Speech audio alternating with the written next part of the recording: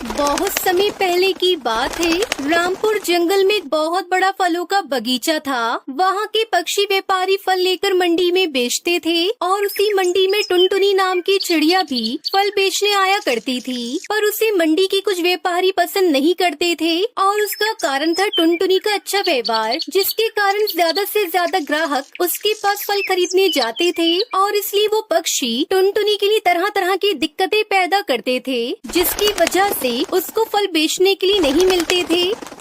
ये टुनटुनी अगर बगीचे में मेरे से पहले पहुंच गई तो फल लेकर मंडी चली जाएगी। फिर सब पक्षी इसी से फल खरीदेंगे। मुझे इसे किसी भी तरह रोकना होगा। हाँ, ये तरीका सही रहेगा। कोई है? कोई मेरी मदद करो। तभी टुनटुनी चिड़िया वहाँ आती है। क्या हुआ कालू भैया, आप चिल्ला क्यों रहे हो?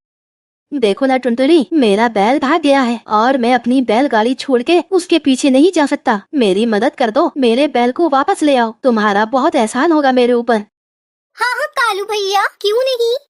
कालू ने ऐसी चाल चली कि टुनटुनी उसके जाल में फंस गई। उसने जानबूझकर अपनी बैल को भगा दिया और टुनटुनी को उसके पीछे भेज दिया ताकि वो समय पर बगीचे में ना पहुंच सके। मैं तो चला बगीचे से फल लेने। अब देखता हूँ कौन खरीदता है इस टुनटुनी से फल।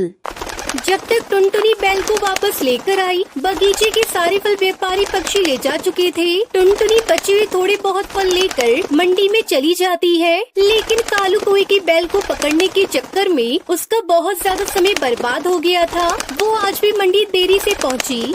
आज भी मेरे फल नहीं बिकेंगे, आज भी मुझे भूखा ही सोना पड़ेगा।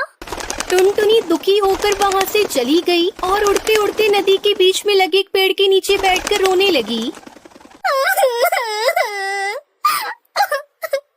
हर रोज यही होता है, कभी समय पर मंडी नहीं पहुँच पाती और सारे व्यापारी पक्षी बगीचे से फल तोड़कर बाजार में बेच देते हैं और मैं खाली हाथ रह जाती हूँ।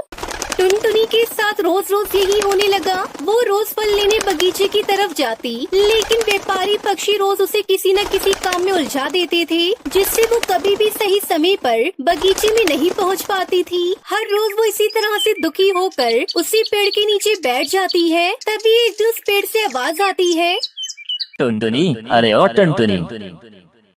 अचानक से आवाज सुनकर टुनटुनी चिड़िया चौंक गई और जैसे उसने पीछे मुड़कर देखा तो वो डर गई, क्योंकि उससे वही पेड़ बात कर रहा था जिसके नीचे वो बैठी थी। डरो मत टुनटुनी। तुम बोल कैसे सकते हो? तुम तो एक पेड़ हो ना। मैं एक जादुई पेड़ हूँ और मैं तुम्हारी मदद करना चाहता हूँ। मैं तुम्हारी परेशानी जानता हूँ कि कैसे तुम्हें व्यापारी पक्षी बगीचे में पहुँचने से रोकते हैं। वो तुम्हारी मदद करने के स्वभाव का गलत फायदा उठाते हैं, इसलिए मैं तुम्हारी मदद करूँगा। मदद? पर कैसे करोगे तुम मेरी मदद? तुम्हें मंडी में बेचने के लिए फल चाहिए थे ना? मैं तुम्हें फल की जगह एक ऐसी चीज दूंगा जिसे खाकर पक्षी दीवाने हो जाएंगे। जैसे ही पेड़ ने ऐसा कहा, तभी उस पेड़ पर बहुत सारे मैगी के पैकेट प्रकट हो गए। उसे देखकर टुनटुनी चिड़िया हैरान हो गई। टुनटुनी, ये मैगी है, इसका स्वाद बहुत अच्छा है। जब पक्षी इस मैगी को खाएंगे तो अपने पंख चाटते रह जाएंगे। तुम जितनी चाहो ये मैगी पेड़ पर से तोड़ सकती हो। ये सुनकर टुनटुनी चिड़िया बहुत खुश होती है और बहुत सारी मैगी तोड़कर बाजार में बेचने लगती है। अब सब पक्षी टुनटुनी चिड़िया की मैगी के दीवाने हो जाते हैं, पर ये सब देखकर कालू कौवा उससे बहुत जलता है। ये रोज रोज इतनी सारी मैगी लाती कहाँ से है? जितना मैं जानता हूँ इस जंगल में कोई भी मैगी की दुकान नहीं है। अब मुझे इसका पीछा करके सच का पता लगाना पड़ेगा। अगले दिन कालू ने टुनटुनी का पीछा किया और उसने देखा कि टुनटुनी नदी के बीच में लगी पेड़ के पास जाकर उससे बातें करने लगी। पेड़ भाई, मैं मैगी लेने आई हूँ, कृपया करके मुझे बहुत सारी मैगी दे दीजिए। ऐसे बोलते ही पेड़ में ढेर सारी मैगी लग गई। कालू कौवे देखकर हैरान हो गया।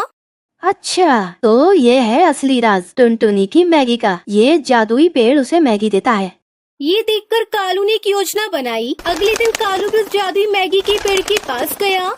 पेड़ भाई, मैं मैगी लेने आ गया हूँ, कृपया करके मुझे ढेर सारी मैगी दे दो। कालू के बार बार बोलने पर भी पेड़ में एक भी मैगी नहीं आई। ये देख कालू को गुस्सा आ गया और उसने तय किया कि वो किसी भी तरह उस पेड़ से मैगी लेकर रहेगा। लगता है तुम ऐसे नहीं मानोगे, तुम्हें काट कर अपने साथ ले जाऊंगा। कालू ने पेड़ काटने की बहुत कोशिश की, लेकिन वो उसे काट नहीं पाया। तभी टुनटुनी चिड़िया वहाँ आती है और कालू को पेड़ काटते देख हैरान रह जाती है। अरे ये क्या कर रहे हो कालू भैया, इस पेड़ को मत काटो, चले जाओ तुम यहाँ से। टुनटुनी, मुझे सच्चाई का पता चल चुका है। ये एक जादुई मैगी का पेड़ है, यही तुम्हें रोजाना मैगी देता है ना। लेकिन अब मैं इसे काटकर अपने घर ले जाऊंगा। चलो हटो यहाँ से, लगता है ये ऐसे नहीं कटेगा। अभी गांव जाकर बड़ा हथियार लेकर आता हूँ। कालू बड़ा हथियार लेने गांव की ओर जाता है। ये देख टुनटुनी जादुई पेड़ के पास जाकर विनती करती है। पेड़ भाई, अब आपकी सच्चाई पक्षियों को पता चल चुकी है। अब आप यहाँ सुरक्षित नहीं हैं। आप यहाँ से चले जाइए, इसमें ही आपकी भलाई है। टुनटुनी के ऐसा कहते ही पेड़ के चारों ओर एक रोशनी फैलने लगी और देखते ही देखते उस पेड़ ने एक गिद्ध का रूप ले लिया। ये देख टुनटुनी के आश्चर्य का ठिकाना नहीं रहा। धन्यवाद टुनटुनी, मैं नदी पार जंगल का राजा हूँ। बहुत साल पहले मैंने गलती से एक ऋषि की तपस्या भंग कर दी थी और उन्होंने मुझे पेड़ बनने का श्राप दिया था और कहा था कि जब तक कोई मुझे खुद अपने मन से यहाँ से वापस जाने को नहीं कहता, तब तक मैं पेड़ ही बना रहूंगा। आज तुमने मुझे यहाँ से जाने को बोलकर मुझे श्राप से मुक्त कर दिया है। चलो अच्छा है, आप अब हमेशा के लिए श्राप मुक्त हो गई। हाँ, तुम बहुत ही अच्छी चिड़िया हो। ये लो, इस मैगी के बीज को अपने घर में लगा देना, फिर तुम्हें कभी मैगी की कमी नहीं होगी। फिर वो गिद्ध वहाँ से गायब हो गया। टुनटुनी ने उस मैगी का बीज अपने घर में लगा दिया और देखते ही देखते उस बीज ने एक पेड़ का रूप ले लिया और उसमें बहुत सारी मैगी लग गई। अरे वाह, ये तो जादुई मैगी का पेड़ है। उस दिन के बाद से टुनटुनी को कभी भी मैगी की कमी नहीं हुई और उन मैगी को बेचकर वो अपनी जिंदगी खुशी खुशी गुजारने लगती है।